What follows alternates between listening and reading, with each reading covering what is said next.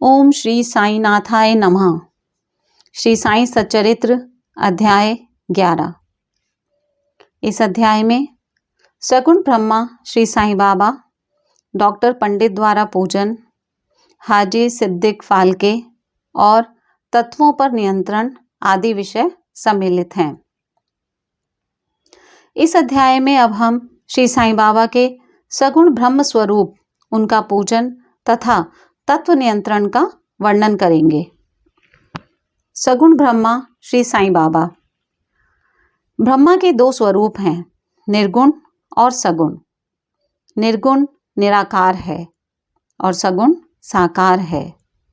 यद्यपि वे एक ही ब्रह्मा के दो रूप हैं, फिर भी किसी को निर्गुण और किसी को सगुण उपासना में दिलचस्पी होती है। जैसा कि गीता के अध्याय 12 में वर्णन किया गया है, सगुण उपासना सरल और श्रेष्ठ है। मनुष्य स्वयं आकार में है, इसलिए उसे ईश्वर की साकार उपासना स्वभावतः ही सरल है। जब तक कुछ काल सगुण ब्रह्मा की उपासना न की जाए, तब तक प्रेम और भक्ति में वृद्धि ही नहीं होती। सगुण उपासना में जैसे जैसे हमारी प्रगति होती जाती है, हम निर्गुण ब्रह्म की ओर अग्रसर होते जाते हैं। इसलिए सगुण उपासना से ही श्री गणेश करना अति उत्तम है। मूर्ति, वेदी, अग्नि, प्रकाश, सूर्य, जल और ब्राह्मण आदि सप्त उपासना की वस्तुएं होते हुए भी सद्गुरु ही इन सब में श्रेष्ठ हैं।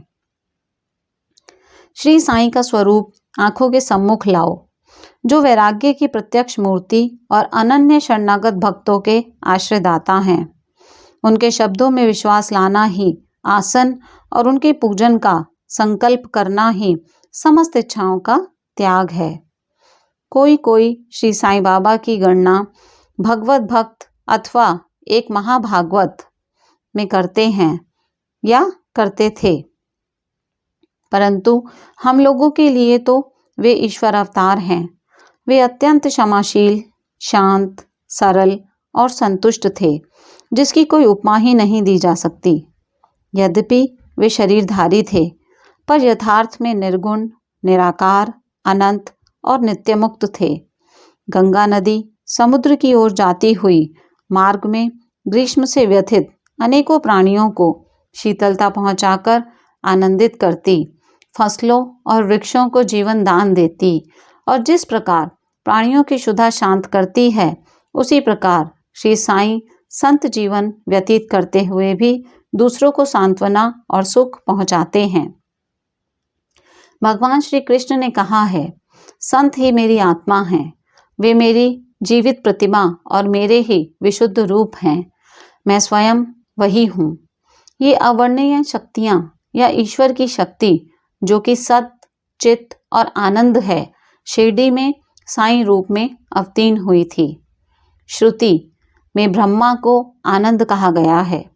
अभी तक यह विषय केवल पुस्तकों में पढ़ते और सुनते थे, परंतु भक्तगण ने शिरडी में इस प्रकार का प्रत्यक्ष आनंद पा लिया है। बाबा सबके आश्रयदाता थे। उन्हें किसी की सहायता की आवश्यकता ना थी। उनके बैठने के लिए भक्तगण एक मुलायम आसन और एक बड़ा तकिया लगा देते थे। बाबा भक्तों के भावों का आदर करते और उनकी इच्छा अनुसार पूजन आदि करने देने में किसी प्रकार की आपत्ति न करते थे। कोई इत्र और चंदन लगाते, कोई सुपारी, पान और अन्य वस्तुएं भेंट करते और कोई नैवेद्य ही अर्पित करते थे। यद्यपि ऐसा जान पड़ता था कि उनका निवास स्थान शिरडी में है, परंतु वे तो सर्वव्यापक थे। इसका भक्तों ने नित्य प्रति अनुभव किया। ऐसे सर्वव्यापक गुरुदेव के चरणों में मेरा बार बार नमस्कार है। डॉक्टर पंडित की भक्ति। एक बार श्री तात्या नूलकर के मित्र डॉक्टर पंडित बाबा के दर्शनार्थ शिरडी पधारे। बाबा को प्रणाम कर वे मस्जिद में कुछ देर तक बैठे। बाबा ने उन्हें श्री दादा भट्ट केलकर के पास भेजा, जहां पर उनका अच्छा स्वागत हुआ। फिर दादा भट्ट और डॉक्टर पंडित एक साथ पूजन के लिए मस्जिद पहुंचे। दादा भट्ट ने बाबा का पूजन किया। बाबा का पूजन तो प्राय सभी किया करते थे, परंतु अभी तक उनके शुभ मस्तक पर चंदन लगाने का किसी ने भी साहस नहीं किया था। केवल एक महालसा पति ही उनके गले में चंदन लगाया करते थे। डॉक्टर पंडित ने पूजन की थाली में से चंदन लेकर बाबा के मस्तक पर त्रिपुंडाकार लगाया। लोगों ने महान आश्चर्य से देखा कि बाबा ने एक शब्द भी नहीं कहा। संध्या समय दादा भट्ट ने बाबा से पूछा, क्या कारण है कि आप दूसरों को तो मस्तक पर चंदन नहीं लगाने देते, परंतु डॉक्टर पंडित को आपने कुछ भी नहीं कहा। बाबा कहने लगे, डॉक्टर पंडित ने मुझे अपने गुरु श्री रघुनाथ महाराज धोपेश्वरकर, जो कि काका पुराणिक के नाम से प्रसिद्ध हैं, के ही समान समझा और अपने गुरु को वे जिस प्रकार चंदन लगाते थे उसी भावना से उन्होंने मुझे चंदन लगाया। तब मैं कैसे रोक सकता था? पूछने पर डॉक्टर पंडित ने दादा भट्ट से कहा कि मैंने बाबा को अपने गुरु काका पुराणिक के समान जानकर ही उन्हें त्रिपुंडाकार चंदन लगाया है, जिस प्रकार मैं अपने गुरु को सदैव लगाया करता था। यद्यपि बाबा भक्तों को उनकी इच्छानुसार ही पूजन करने देते थे, परंतु कभी कभी तो उनका व्यवहार विचित्र ही हो जाया करता था। जब कभी वे पूजन की थाली फेंक कर रुद्रावतार धारण कर लेते, तब उनके समीप जाने का साहस किसी को ना होता था। कभी वे भक्तों को झिड़कते और कभी मोम से भी नरम होकर शांति तथा क्षमा की मूर्ति से प्रतीत होते थे। कभी कभी वे क्रोधावस्था में कंपायमान हो जाते और उनके लाल नेत्र चारों ओर घूमने लगते थे, तथापि उनके अंतःकरण में प्रेम और मात्र स्नेह का स्रोत बहा ही करता था। भक्तों को बुलाकर वे कहा करते थे कि उन्हें तो कुछ ज्ञात ही नहीं है कि वे कब उन पर क्रोधित हुए। यदि यह संभव हो कि समुद्र नदियों को लौटा दें, तो वे भक्तों के कल्याण की भी उपेक्षा कर सकते हैं। वे तो भक्तों के समीप ही रहते हैं और जब भक्त उन्हें पुकारते हैं तो वे तुरंत ही उपस्थित हो जाते हैं। वे तो सदा भक्तों के प्रेम के भूखे हैं। हाजी सिद्दीक फाल्के। यह कोई नहीं कह सकता था कि कब श्री साईं बाबा अपने भक्त को अपना कृपा पात्र बना लेंगे। यह उनकी इच्छा पर निर्भर था। हाजी सिद्दीक फाल्के की कथा इसी का उदाहरण है। कल्याण निवासी एक यवन, जिनका नाम सिद्दीक फाल्के था, मक्का शरीफ की हज करने के बाद शिरडी आए। वे चावड़ी में उत्तर की ओर रहने लगे। वे मस्जिद के सामने खुले आंगन में बैठा करते थे। बाबा ने उन्हें 9 माह तक मस्जिद में प्रविष्ट होने की आज्ञा न दी और ना ही मस्जिद की सीढ़ी चढ़ने दी। फाल्के बहुत निराश हुए और कुछ निर्णय ना कर सके कि कौन सा उपाय काम में लाएं। लोगों ने उन्हें सलाह दी कि आशा न त्यागो। श्यामा श्री साईं बाबा के अंतरंग भक्त हैं, तुम उनके ही द्वारा बाबा के पास पहुंचने का प्रयत्न करो। जिस प्रकार भगवान शंकर के पास पहुंचने के लिए नंदी के पास जाना आवश्यक होता है, उसी प्रकार बाबा के पास भी श्यामा के द्वारा ही पहुंचना चाहिए। फाल्के को यह विचार उचित प्रतीत हुआ और उन्होंने श्यामा से सहायता की प्रार्थना की। श्यामा ने भी आश्वासन दे दिया और अवसर पाकर वे बाबा से इस प्रकार बोले कि बाबा, आप उस बूढ़े हाजी को मस्जिद में किस कारण नहीं आने देते? अनेक भक्त स्वेच्छापूर्वक आपके दर्शन को आया जाया करते हैं, कम से कम एक बार तो उसे आशीष दे दो। बाबा बोले, श्यामा, तुम अभी नादान हो। यदि फकीर नहीं आने देता, मतलब यदि अल्लाह नहीं आने देता, तो मैं क्या करूं? उनकी कृपा के बिना कोई भी मस्जिद की सीढ़ियां नहीं चढ़ सकता। अच्छा, तुम उससे पूछ के आओ कि क्या वह 12वीं कुएं की निचली पगडंडी पर आने को सहमत है। श्यामा स्वीकारात्मक उत्तर लेकर पहुंचे। फिर बाबा ने पुनः श्यामा से कहा कि उससे फिर पूछो कि क्या वह मुझे 4 किश्तों में 40,000 रुपये देने को तैयार है। फिर श्यामा उत्तर लेकर लौटे कि आप कहें तो मैं 40 लाख रुपए देने को तैयार हूँ। मैं मस्जिद में एक बकरा हलाल करने वाला हूँ। उससे पूछो कि उसे क्या रुचिकर होगा, बकरे का मांस, नाद या अंडकोश। श्यामा यह उत्तर लेकर लौटे कि यदि बाबा के भोजन पात्र में से एक ग्रास भी मिल जाए तो हाजी अपने को सौभाग्यशाली समझेगा। यह उत्तर पाकर बाबा उत्तेजित हो गए और उन्होंने अपने हाथ से मिट्टी का बर्तन उठाकर फेंक दिया और अपनी कफनी उठाए हुए सीधे हाजी के पास पहुंचे। वे उनसे कहने लगे कि व्यर्थ ही नमाज क्यों पढ़ते हो, अपनी श्रेष्ठता का प्रदर्शन क्यों करते हो, यह वृद्ध हाजियों के समान वेशभूषा तुमने क्यों धारण की है? क्या तुम कुरान शरीफ का इसी प्रकार पठन करते हो?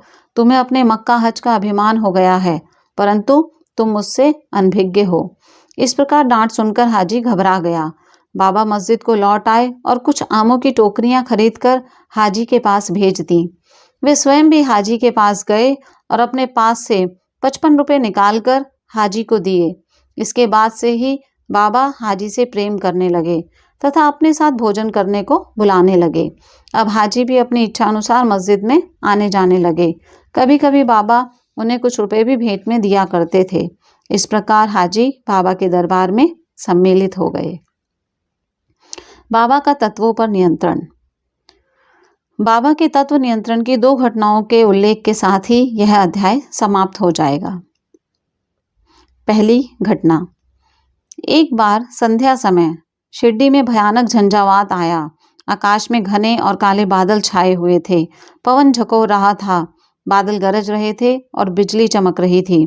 मूसलाधार वर्षा प्रारंभ हो गई। जहां देखो वहां जल ही जल दृष्टिगोचर होने लगा। सब पशु पक्षी और शिरडीवासी अधिक भयभीत होकर मस्जिद में एकत्रित हुए। शिरडी में देवियां तो अनेकों हैं, परंतु उस दिन सहायतार्थ कोई ना आई। इसलिए सभी ने अपने भगवान साईं से, जो भक्ति के ही भूखे थे, संकट निवारण करने की प्रार्थना की। बाबा को भी दया आ गई और वे बाहर निकल आए। मस्जिद के समीप खड़े होकर उन्होंने बादलों की ओर दृष्टि कर गरजते हुए शब्दों में कहा कि बस शांत हो जाओ।